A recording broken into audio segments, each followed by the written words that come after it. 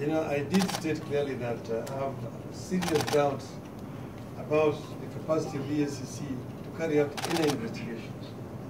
And that really is the reason why I refused to answer their request to go and make a statement. Because I knew that they were just engaged in a PR exercise. I did not believe that they were genuinely interested in carrying out proper investigations. And I've been proved right. I want to give you another example. Just recently saw on the issue of chicken meat, the UK. You saw people being sentenced in the UK. The serious fraud office of the UK came here to Kenya, carried out investigations, found evidence in terms of deposits in private accounts of individuals who were mentioned, and then used that evidence to go and get a conviction against their own subject in the UK. Just yesterday, the same EACC was saying they have no evidence. Up to now, they have no evidence with which to convict or to prosecute anybody. So, I mean, if they cannot have evidence on something that is so obvious, so clear, because people have been sentenced to prison in the UK, and the act actually, the offense was committed here in Kenya. Now, ladies and gentlemen, we are convinced that we are in the middle of a great con game, treachery and thievery by the agents of the Kenyan state working in cahoots with international actors. We are therefore making demands to prevent a repeat and ensure that the criminals are apprehended and punished. Here are our demands.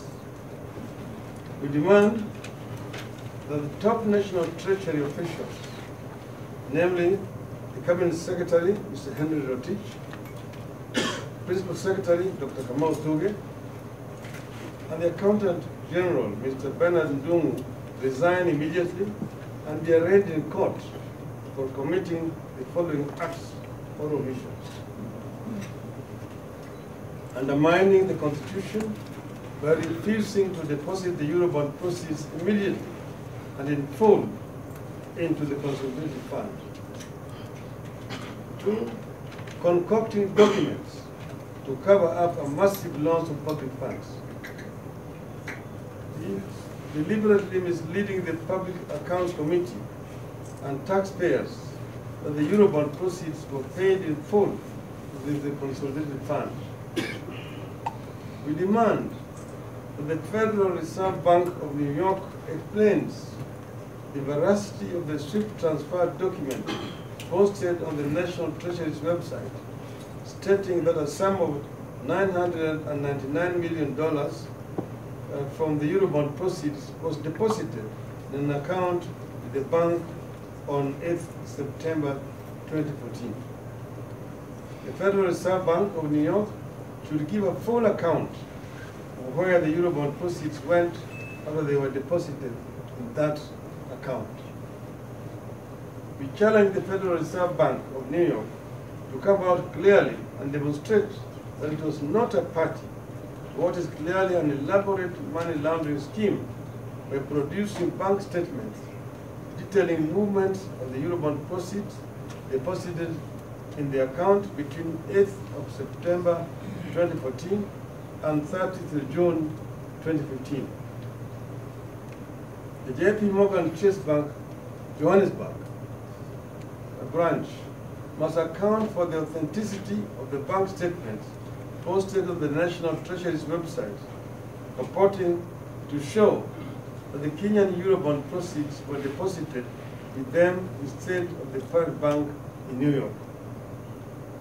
The bank must explain where it is, whether it is their practice to issue bank statements for clients who are customers of their parent bank in New York.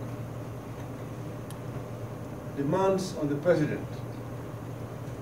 We demand that President Uhuru Kenyatta declares the Eurobond matter a national disaster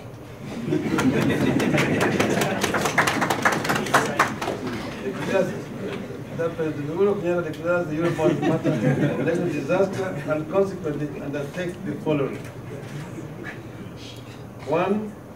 Institute an independent international forensic audit to completely track and trace the whereabouts of the $999 million of the Eurobond proceeds that were not paid to the consolidated fund. 2. Institute an audit of the expenditure allegedly funded by the Eurobond proceeds. 3.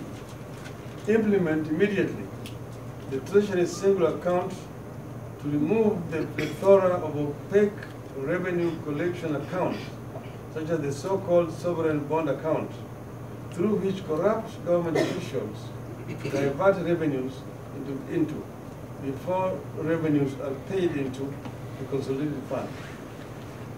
Indeed, under the IMF's precautionary facility that Kenya signed up to in February 2015, the government committed to set up the Treasury single account.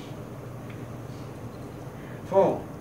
Hasten the establishment of the Office of the Management and Budget that the President announced on 24th November to tighten controls and oversight over national government revenues and expenditure. The Eurobond saga has exposed a shocking lack of capacity in accounting and financial management at the National Treasury.